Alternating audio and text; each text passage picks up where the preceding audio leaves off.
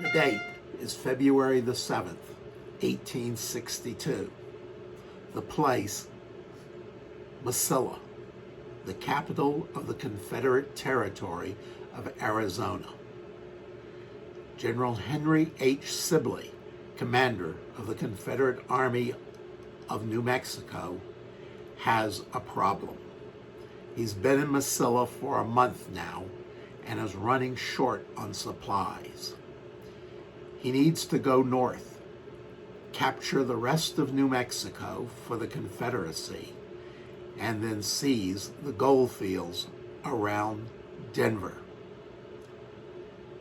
But standing in his way is Fort Craig. Fort Craig has the supplies he needs, but unfortunately for Sibley, its garrison is almost twice the size of his army. Nevertheless, on this date, Sibley puts his army into motion and heads to Fort Craig. Fort Craig today is a ruin. The fort is under the management and protection of the Bureau of Land Management.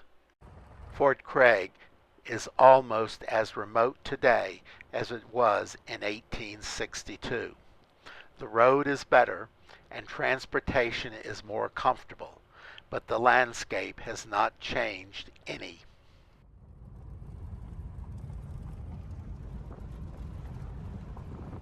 Hi, Wyoming Traveler, and I am here at Fort Craig, New Mexico, standing in front of part of the reconstructed and old ruins of the fort. Now, Fort Craig played an important role in the protection of New Mexico from the Confederate invasion in early 1862. So let's go and look at the fort and find out how it saved New Mexico for the Union. Fort Craig was established in 1853 to protect settlers and travelers from marauding Apaches and other Indian tribes who raided along the border of the United States and Mexico. By 1860, Fort Craig, along with Fort Union, were the two most important forts in the New Mexico Territory.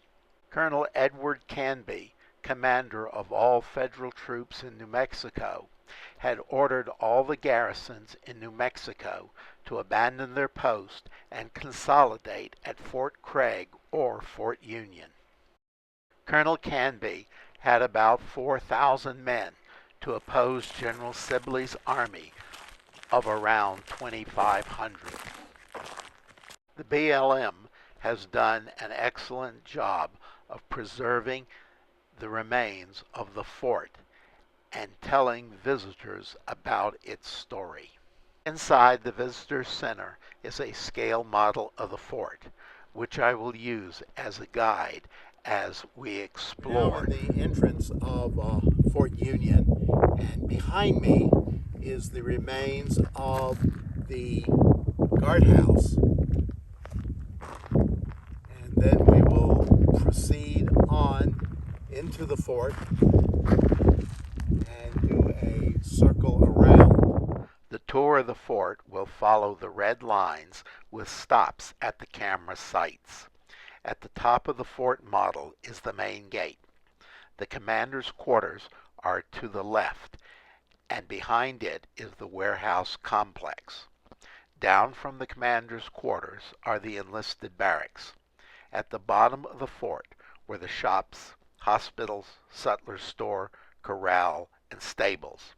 Returning to the main gate, on the right are the officers' quarters.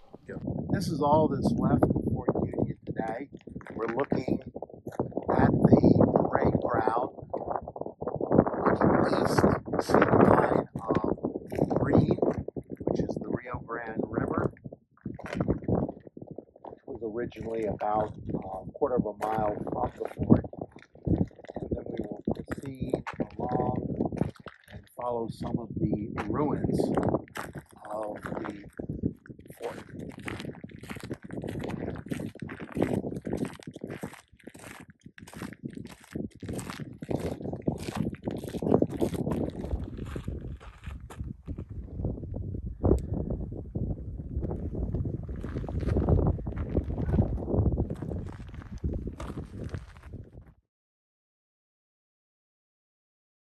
This is the main warehouse section of the fort. You can see the ruins of 3 warehouses, as well as the wall that went around. We're going to follow this trail, and it should take us up on top of the wall, and we can get kind of a bird's eye view of the fort.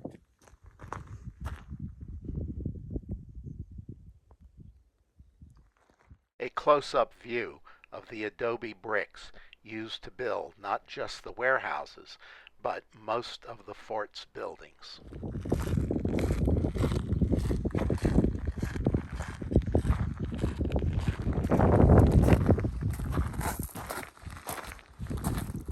From the vantage point of the wall, we can view the interior of the fort.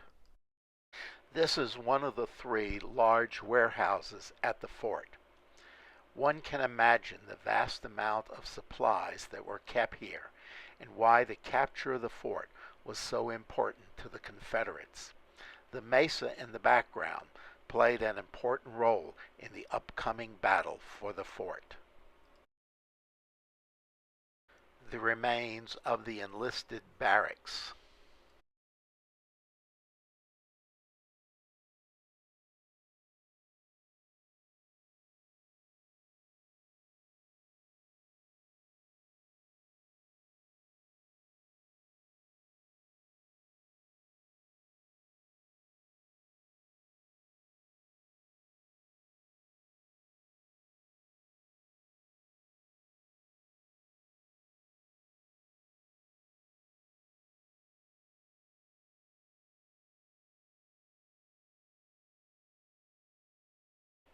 What appears to be a line of rocks in the background are actually the remains of the shops, hospital, and sutler store.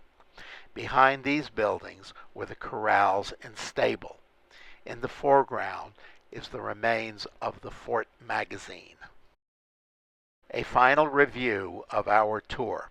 From the shops along the right side of the fort are the officers' quarters. I'm standing in front of what appears to be a pile of dirt. What it is the remains of one of the officers' quarters here at Fort Craig. The other one is over there. You see what again appears to be a pile of dirt.